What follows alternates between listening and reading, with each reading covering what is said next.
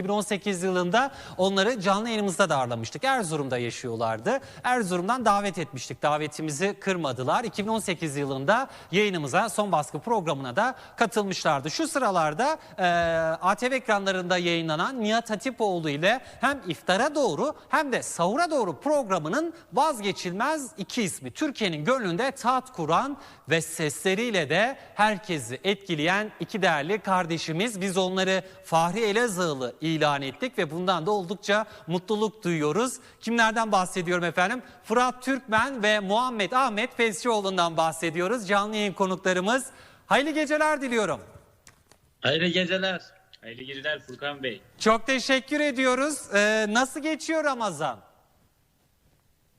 Şimdi iki kişi olunca öncelikle Hangimiz cevap Ahmet'e vereceğiz? söz vereyim, aynen.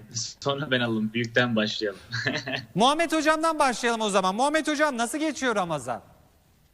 Vallahi elhamdülillah sizlerle daha güzel.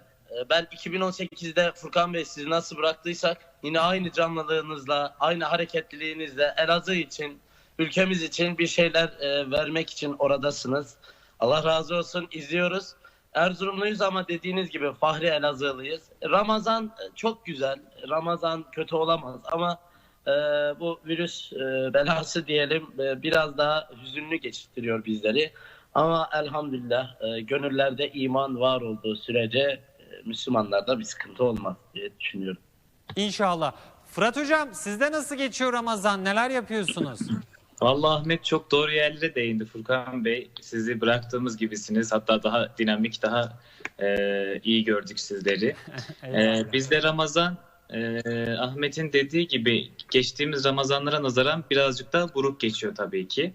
Çünkü geçtiğimiz Ramazanlarda Sultanahmet meydanları çok kalabalık, insanlarla iç içeyken şu an sadece stüdyo programı yapıyoruz. Ama yine çok şükür elhamdülillah Türkiye'ye yayın yapmak da bizim için çok büyük şeref, çok büyük mutluluk. Ama geçtiğimiz Ramazan'la kıyasla bu Ramazan birazcık daha buruk bizim için. Evet ama sanıyorum hep şey derdik. Yani büyüklerimiz hep şunu ifade ederdi.